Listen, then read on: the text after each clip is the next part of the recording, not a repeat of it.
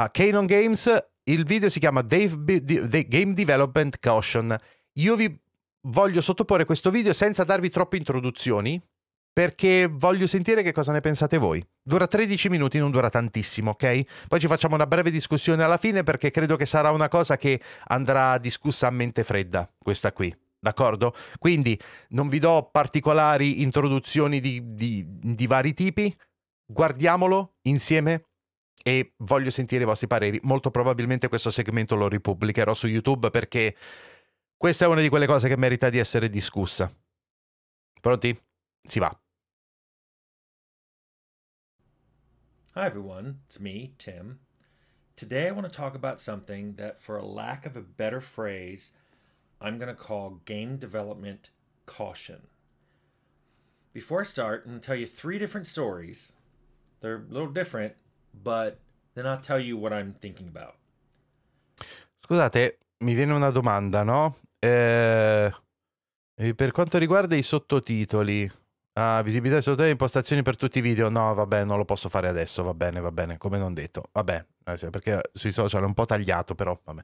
Spero che vada bene lo stesso, Back when we made Fallout, towards the end, when we were really trying to get it out, we had 2 whiteboards. One whiteboard had a list of features or content that weren't done yet that really needed to get in. And the other whiteboard had a list of what the 10 most egregious bugs were. And next to each person, next to each one of these on these 2 different whiteboards, were listed the person who was assigned to it. We did it in a whiteboard like this so that people could come in the morning and look at it, because this predated Jira or Confluence or anything like that. They could come in, look at the whiteboard and go, oh, I see something I need to jump on. Worked fine. I don't think I heard any complaint about it. People liked getting stuff off of that. If they saw something that was like, I'm on that today. Tried doing the exact same thing 10 years later at Carbine. Overwhelmingly, people said, no, do not do that. I will quit if you do that. If I see... Smetterò è tradotto male, nel senso dice mi licenzio se lo fai. my name on that whiteboard, I will quit. And I said, well, what if we don't put people's names next to it? I'll still quit. People will know it's me. Story 2. When we were making the Outer Worlds, The Outer Worlds, cioè qui ha tradotto i mondi esterni, ma è il gioco, The Outer Worlds. Wanted to put in, this is probably end of year 2, so we're still a year away. Ciao Luca. The combat AI wasn't really in yet, so I asked for a very simple combat aggression code to be added. This is how simple it was. Every time an NPC got shot, they would see if that person was on the list of someone who'd shot them. If they weren't, they'd add them to the list, with the amount of damage they just took. If they were already on the list, they'd just add the amount of damage they took. Whenever they're deciding who to attack, they attack the person at the top of the list. That's it. That's all I wanted. Keep in mind, the advantage of that basic AI, you can make lots of changes later. You can make them that it has the one at the top of the list, if it's different than the person you're attacking, the damage has to exceed the damage of the person attacking you by a certain amount before you change targets. You can take distance into account. You can take whether you can reach them into account, whether you have a ranged weapon into account. All that comes later. That's all I wanted. It got put into the programmer production query queue and came back with an estimate of 4 weeks. I pushed back saying the code I asked for was very simple. I've written it before. Would take about 45 minutes. It's basically, there's already a callback when you get hit.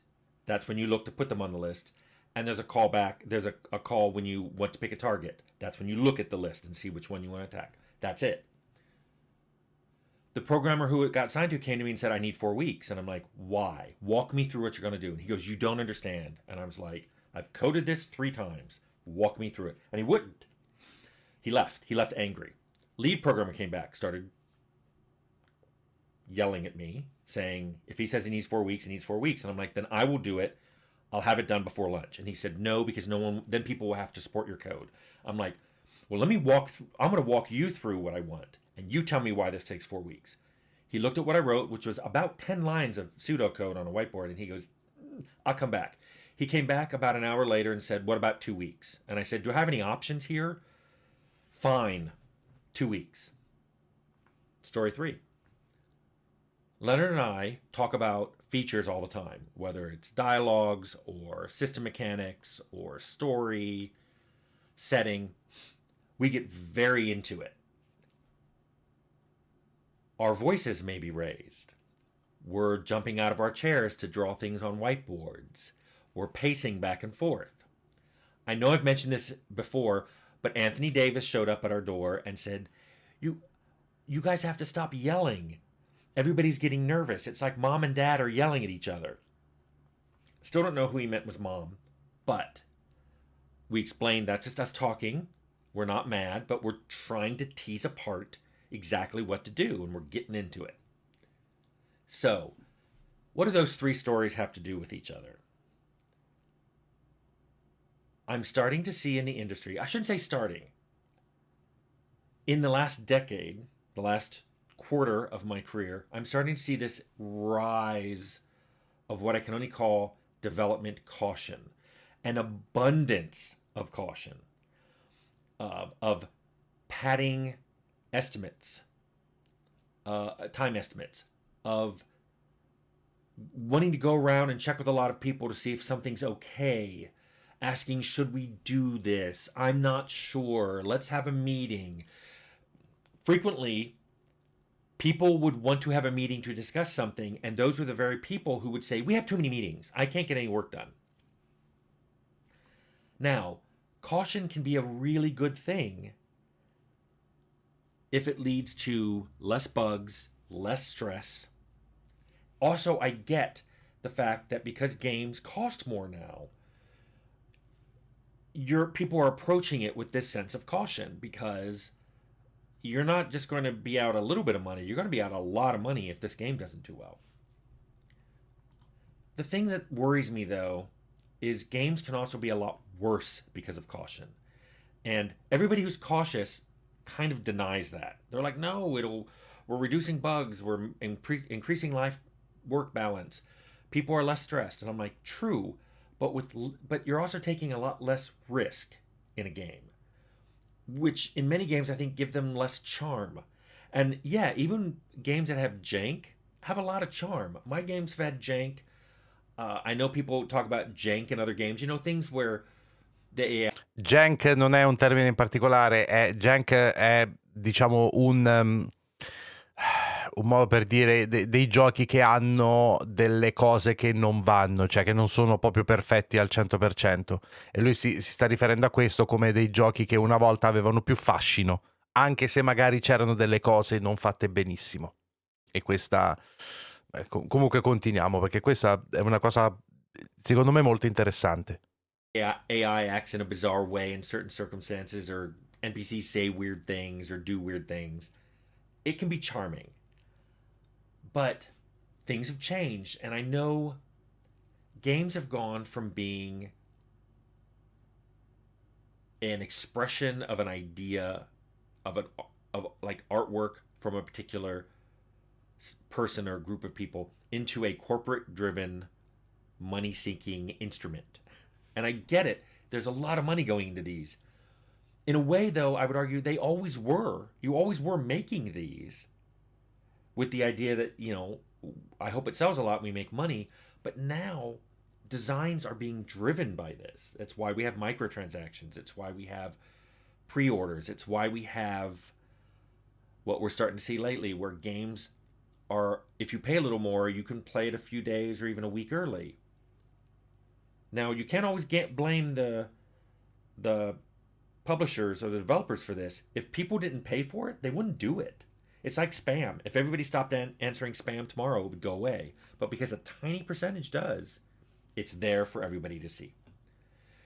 Non so quanto sia piccola questa percentuale, però onestamente a me dà l'impressione che sia più alta di una sola piccolissima percentuale, ma vabbè, questa è solo una mia impressione. But so I'm not really talking about the money driven part. I'm talking about how the caution is dampening down the ideas. It's why I want to double down on this. I've always thought the indie space is a lot richer in ideas. Probably not money, certainly not money, but they're much richer in ideas because they take less. They have less caution and take a lot more risk. And unfortunately, what I see then is um, AAA's that dip into indie games for features and ideas. By the way, it's not just publishers and developers that I see all this caution with. I've seen a huge rise in caution in game journalism.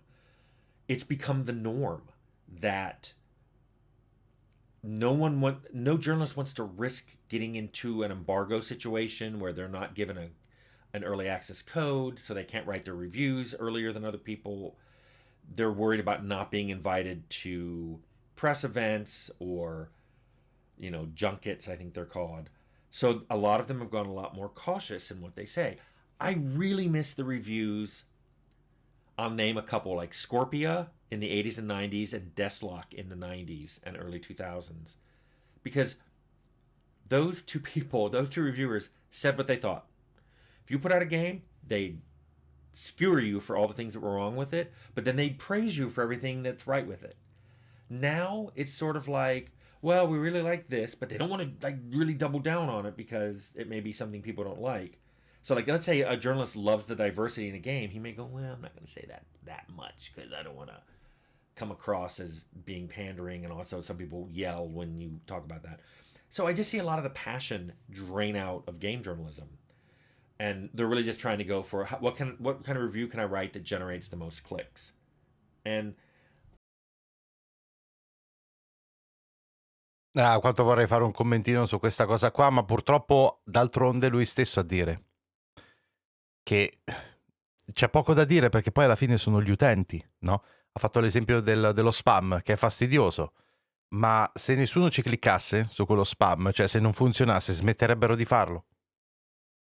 I guess this worries me because if I see this everywhere, if I see this in publishers and developers and now new people entering the industry, they don't have this passion anymore.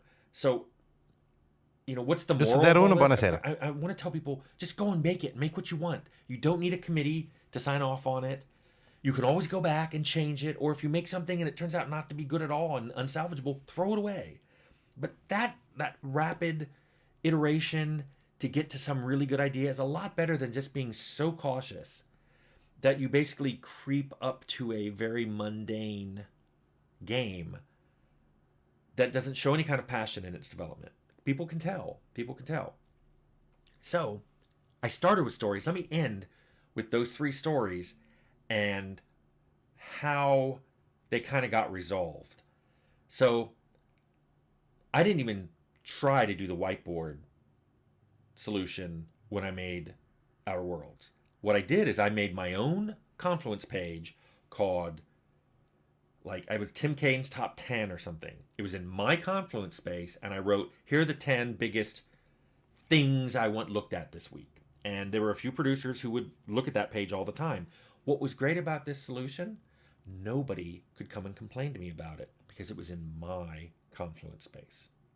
My own personal, but public, Confluence space. Also, I'd like to point out that anybody could go to Jira at any time and say, what are the 10 most highly prioritized bugs, and who are they assigned to? So we already had that whiteboard virtually, but somehow it was okay that it wasn't called attention to. For the combat aggression code, I think I settled on 2 weeks, and I think it got done faster than that. Great, I got it.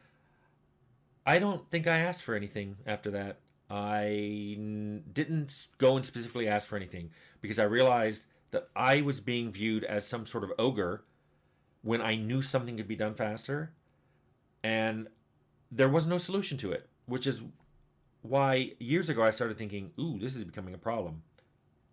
Same thing with Leonard and I yelling at each other. We just kept doing it. We're like, it's our office. We're shut the door. We're not mad at each other, but this is the way we get things done. noted that some people don't like it. We won't get things done like that with you. And let me tell you, I think there were people who felt like they missed out on not being parts of those conversations. Some people would come over. Charlie had his office right next door, and he would the lead designer on Outer Worlds, and he would come in sometimes and join in. Great. Other people didn't do that. You missed out. And I think you missed out on some really fun, active, engaging conversations about game development. But that's the way things are going. So I'm not sure I have a great solution other than reminding people to be passionate. But I just kind of want to talk about this because it kind of ties into bigger teams and longer development time and bigger budgets. Just this whole game development caution that's rising up in the industry. So there, got that off my chest. Allora ragazzi, questo è un video che mi ha dato molto da pensare e purtroppo è anche uno di quei video in cui ho rosicato fortissimo perché purtroppo vi devo anche dire che non ho le competenze né l'esperienza per dire se questa è una situazione di cui sta parlando soltanto lui o una cosa che è sufficientemente diffusa da dire ok, per l'amor di Dio bisogna parlare di questa cosa, è interessante e quindi è interessante anche che i giocatori ne parlino. Ho sentito di questa cosa qui, ho visto questo video, mi è rimasto impresso negli ultimi giorni e quindi alla fine ve l'ho voluto portare. Ho avuto i miei dubbi perché è un qualcosa, se vogliamo, che è un tantinello tecnico e riguarda strettamente il mondo dello sviluppo di videogiochi e perciò non ve l'ho portato immediatamente il primo giorno che avevo notato questo video, ma ci ho messo un po'. Ma alla fine ho voluto perché credo che possa essere uno spunto interessante. Però su questo vi devo, come vi stavo dicendo, vi devo assolutamente dire che un po' devo mettere le mani avanti perché ci sono poche cose che posso dire al riguardo. Lui sta parlando, comunque, ha parlato di tante cose diverse, ma di base, come da titolo del video, è una eccessiva cautela, no? È una eccessiva burocratizzazione del processo di creare di videogiochi che porta, come avrete sentito, a cose del tipo una cosa che richiede 45 minuti per essere fatta che ci vogliono 3 settimane. 3 settimane per una cosa del genere. Su questo qualcosa posso dire perché ci sono tante persone che hanno commentato in svariati ambiti, non solo nella creazione di videogiochi, riguardo a questo fatto qui, ed è un qualcosa che effettivamente si verifica anche in altre compagnie, ovvero che si tratta di Moloch che quando si muovono è veramente difficile, tendono a mettere in tabella praticamente qualunque cosa, no? Così che sono gli stessi manager e le stesse persone che ci lavorano che sono legate dalle regole aziendali stesse, no? E se potessero fare le cose liberamente sarebbe molto meglio per l'azienda in realtà, ma siccome l'azienda non si fida di loro e hanno bisogno di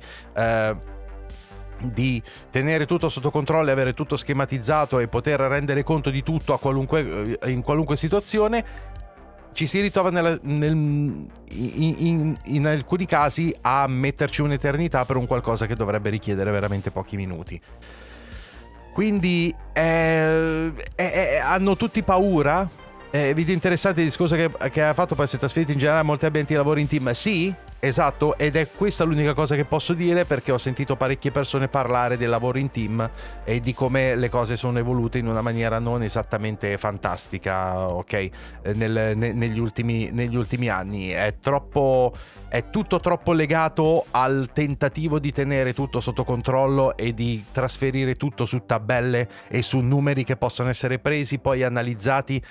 Però questa è una cosa che io ho sempre detestato perché rimuove completamente la componente umana dal mio punto di vista vano, tentativo di prendere l'attività di una persona, il lavoro di una persona e schematizzarlo come se si potesse fare esclusivamente con i numeri. Questo è una sorta di delegare alla responsabilità individuale di dover selezionare bene le persone con cui lavori e averci a che fare. E si tende a praticamente costruire una cosa in cui basta questo manualetto e basta questa serie di parametri. Una volta che questi parametri vengono rispettati e che tu fai tutte le cose in base al manualetto, allora va tutto bene. Questa è una cosa che detesto e l'ho vista succedere più volte, questo sì.